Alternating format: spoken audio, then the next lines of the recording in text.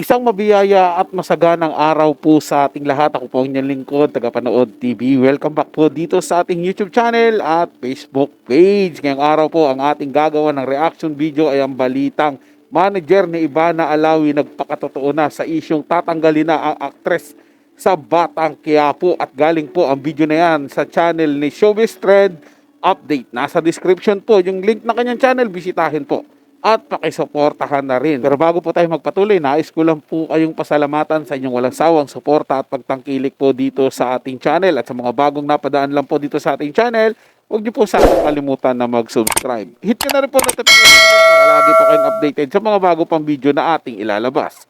Share, like, and comment din po kayo mga tagapanood. Atin yung babasahin at pupusuan. Kaya naman, simulan na po natin ang ating reaction video sa araw na to mga tagapanood. Let's do this! Welcome back sa aking channel. Manager ni Ivana Alawi nagsalita na rin sa issue patungkol sa ibinabato sa kanyang alaga na hindi maganda ang pag-uugali kaya pinatalsik ni Coco Martin sa Batang Quiapo. Panuurin at pakinggan ang buong detalye.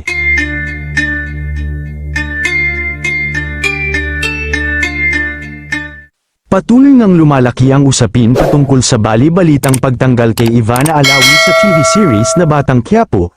Lumabas kasi ang balita na hindi daw maganda ang ugali ni Ivana Alawi, at ayon din sa mga showbiz insider ay ang ugali niya rin daw ang dahilan kung bakit siya papatalsikin sa nasabing action TV series. Ganun pa man, ayon pa sa mga lumalabas na balita sa mga pahayagan ay napuno na daw si Coco sa pag-uugali ni Ivana kaya nag-decide na ito na tapusin na ang kanyang role sa Batang Quiapo. Nang mahingian na umano ng pahayag ang manager ni Ivana Alawi tungkol sa mga kumakalat na chikang tsutsughihin na siya sa kinabibilangang action drama series na Batang Quiapo dahil sa kanyang attitude at hindi pagpansin sa iba pang mga katrabaho kapag nasa set. Matatandaan kasi na kumalat sa social media ang isang screenshot kung saan mula mismo sa personal assistant daw ni Ivana nagmula ang kumpirmasyon na nag-last taping day na si Ivana sa serye. Ang mga nabanggit na dahilan nga raw ay hindi mapakiusapan ng aktres na mag-extend sa taping at hindi raw kumakausap ng ibang tao, maliban sa direktor na si Coco Martin. Bagay na natalakay naman sa isang episode ng Christy Fair Minute kung saan natalakay ang tungkol sa kumakalat na chika sa pagiging ate na umano ng aktres. Kaya rin naglabas ng isang teaser kung saan makikita ang isang Black Rider girl na ang hula ng mga netizen ay si dating kapuso actress Kim Domingo.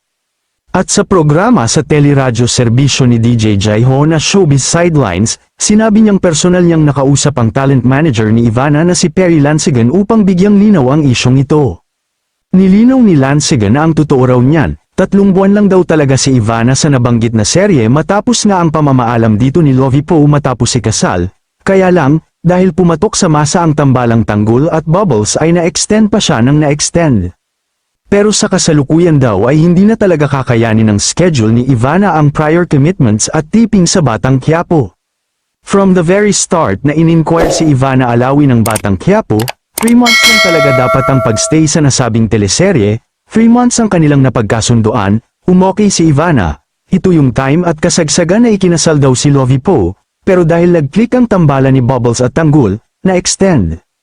Nadagdagan pa ng maraming taping, at ang 3 months ay na-extend ng na-extend ng na-extend, hanggang sa hindi na po kinaya ng schedule bilang meron din pong mga prior commitments si Ivana na nauuhan ng kanyang management, may mga shoot, vlogs, etc. hindi nakakayanin talaga ni Ivana, ani DJ Jaiho. Paglilinaw pa ng manager, marami na rin silang prior commitments na talagang nag-adjust para magawa ang taping para sa Batang Quiapo. Pinabulaanan din ng manager na tapos na ang taping day ni Ivana, dahil habang isinusulat ang artikulong ito, ay may taping pa raw ang alaga hanggang Biyernes 12 ng Hulyo, paglilinaw niya pa, hindi rin daw totoo na nag-a-attitude si Ivana, kagaya ng nakasaad sa mga kumakalat na balita, dahil ang totoo ay napakabait ng kanyang alaga, talagang sobrang busy lang talaga niya kaya minsan ang mga tao na gusto siyang kausapin ay hindi niya na napagbibigyan. Kayo mga ka-showbiz, anong masasabi niyo sa ating showbiz topic ngayon? Kung may opinion kayo ay magkomento lang kayo sa aking comment section. At syempre kung bago pa lang kayo sa aking channel ay mag-subscribe na kayo para lagi kayong updated sa mga showbiz trends na ina-upload ko. Maraming salamat po. Sa tingin ko po mga tagapanood, mas makatotohanan po yung sinasabi nila dito na hanggang 3 months lang po yung gusto ni Ivana Alawi at napag-usapan nila ni Coco Martin na lumabas siya sa Batang Quiapo.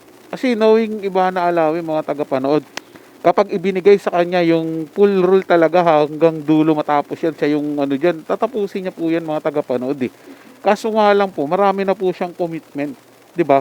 Bago yung Batang Quiapo, marami na po siyang ginagawa, mga tagapanood. Kaya hindi po natin masasabi na attitude problem kasi ang dami na pong mga pelikula o mga serye na pinuntahan niya ni Ivana Alawi, mga tagapanood. Kung maalala po natin, lumabas din po siya noon sa Probinsyano, di po ba?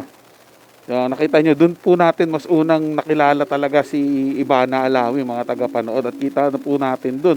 Natatagal po ba siya doon sa palabas na yon o sa serye na yon na pinagbibidahan din ni Coco Martin kung may attitude po siya? Gano'n naman po talaga sa showbiz, mga tagapanood. Pag sikat na yung isang tao, tapos hindi ka napansin, hindi ka kagad napansin kung ano-anong write-ups na po ang ilalagay kasi lumaki na ang ulo, nagkakaroon attitude na kasi sikat na. Ganyan naman po lagi yung sinasabi nila. Ang gusto po kasi nila, mga tagapanood, kapag tinawag sila, pansinin agad. Kapag gusto nilang kakausapin po agad sila. Paano po kung may ginagawa yung tao, may busy yung tao, may iniisip na iba yung tao, may pinagkakaabalahan at hindi ka kaagad napansin sa unang tawag mo.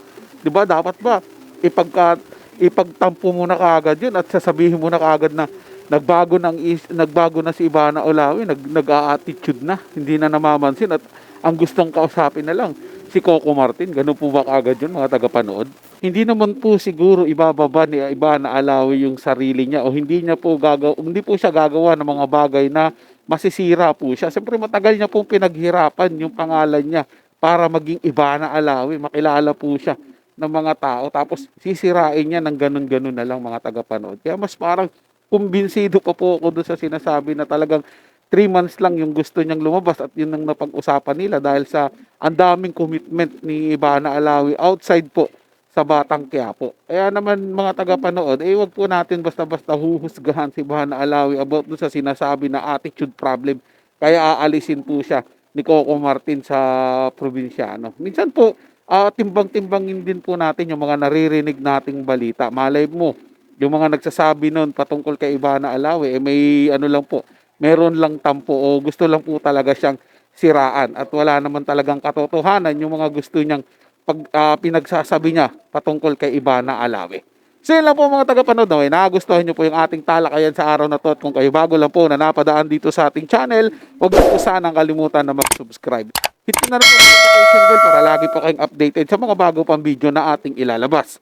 Share, like, and comment din po kayo, mga tagapanood. Atin niyang babasahin at pupusuan. So hanggang sa muli po, ito yung Tagapanood TV. Komento at opinion lamang. Wala pong personalan. Paalam po at mabuhay po kayong lahat.